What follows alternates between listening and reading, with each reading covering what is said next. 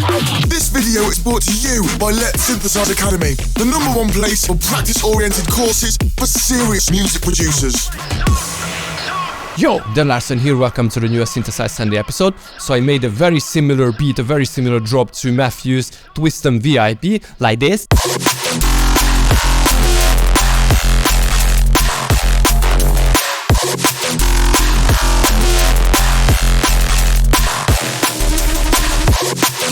Now I want to talk about 6 things that I learned from it, but first, click here if you want to grab this whole project from my Patreon.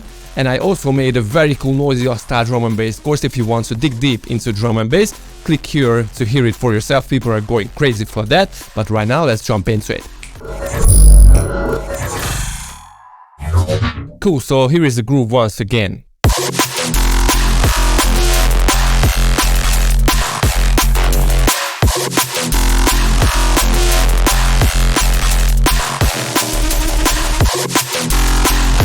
Okay, so let me start with the most important, at least for me, the most important part, and that is one little sound that is so cool. So the sound design behind it is so exciting. So let me show it to you. So I made this third bass, as I called it.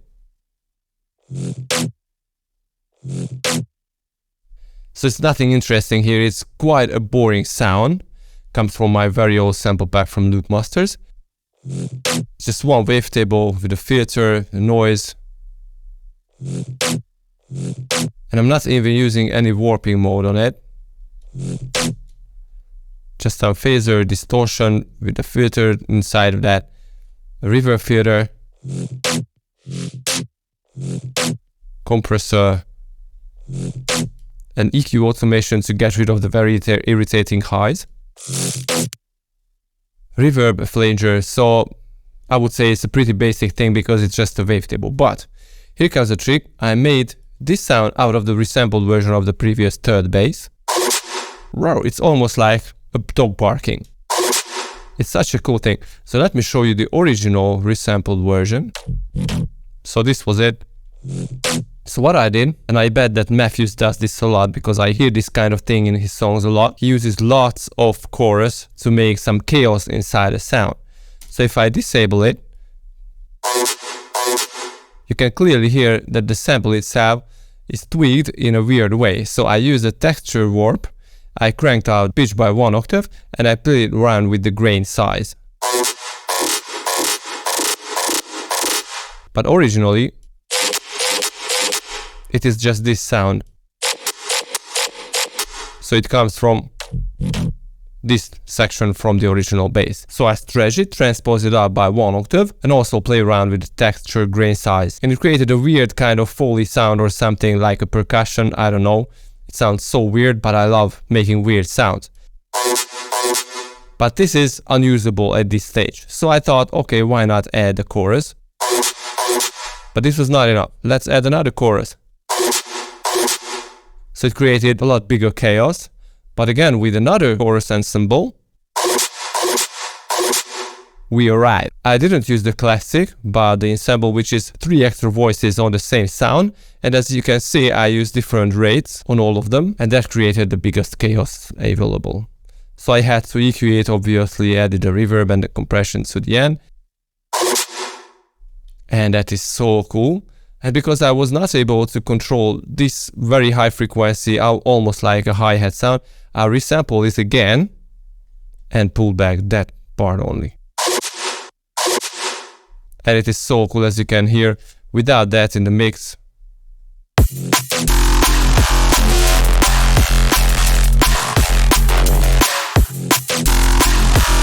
But with that,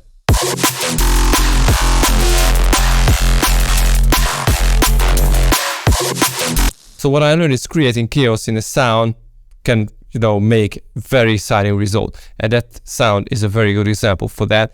I love it. Okay, so the second thing that I learned, let's go to the drums. As you can see, this drum looks a little weird. This part is highly saturated.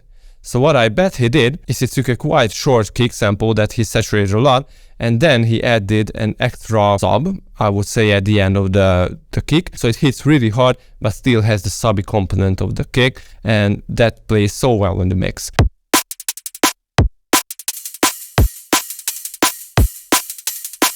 Oh, I also forgot to tell you that I'm going to release a new course on drum synthesis, so stay tuned. The third thing that I learned from Mefjus is he uses really sharp highs.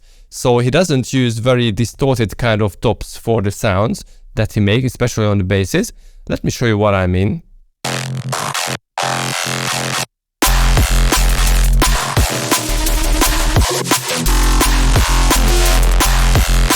So as you can hear, all his sounds have really crisp top end.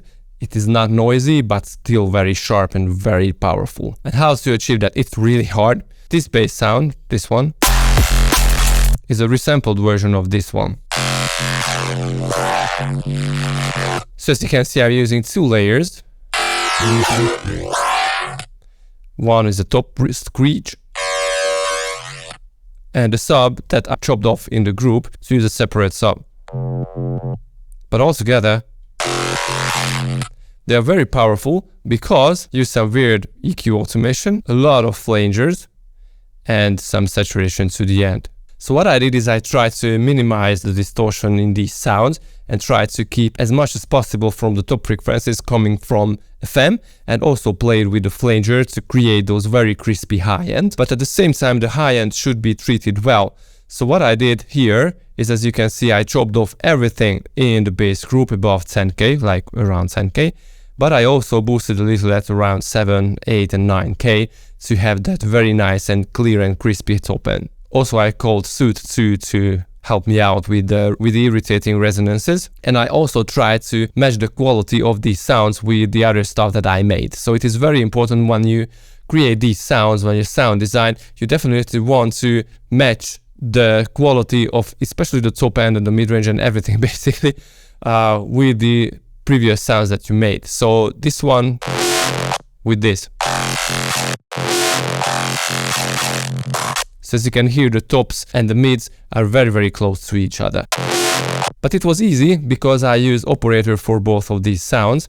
But when I got to the rusty bass, as I called it, so this one, it was a little hard to how to maintain those crispy top end that I made in the previous sounds.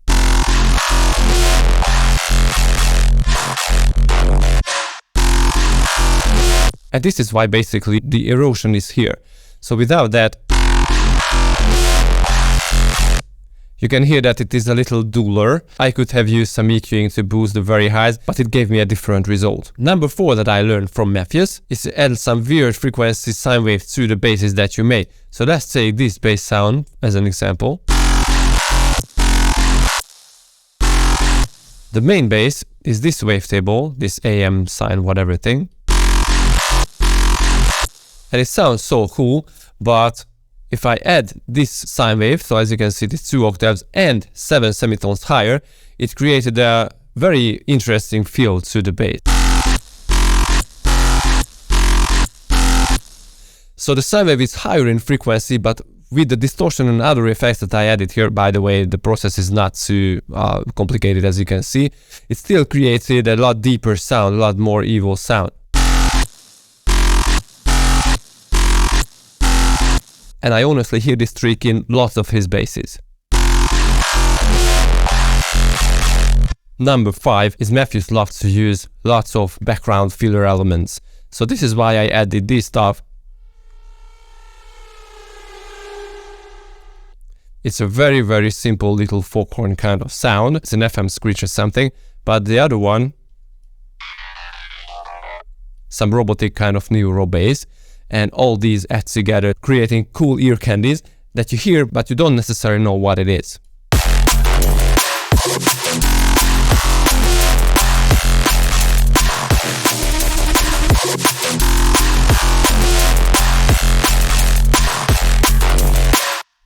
What I had to do though is placing these background elements really well in the mix. So this is why I chopped off everything below 340 Hz and everything above 4K, so they don't mess up the top end, they don't mess up the low end, but fits in the mid-range so well. And also because there was some weird peaks here coming from this bass, I had to add this negative scoop. But anyway, in the mix they sound cool. And the 6th thing is the mastering. So it is in the bass track. Let me show you. The mastering is very advanced here. Let me show you. Boom, 1 Pro L. So this is only the EDM aggressive and tight preset for Pro L2, and I added a few extra decibel of gains, and this is all. So you don't want to and don't need to overcomplicate the mastering if you mix the whole song well. So I think everything sounds so cool and powerful, especially if I matched it with the original song.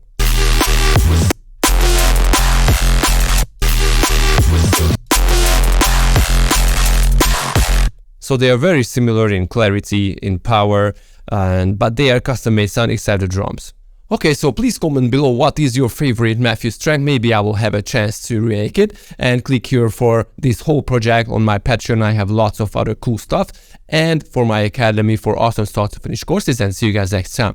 Peace.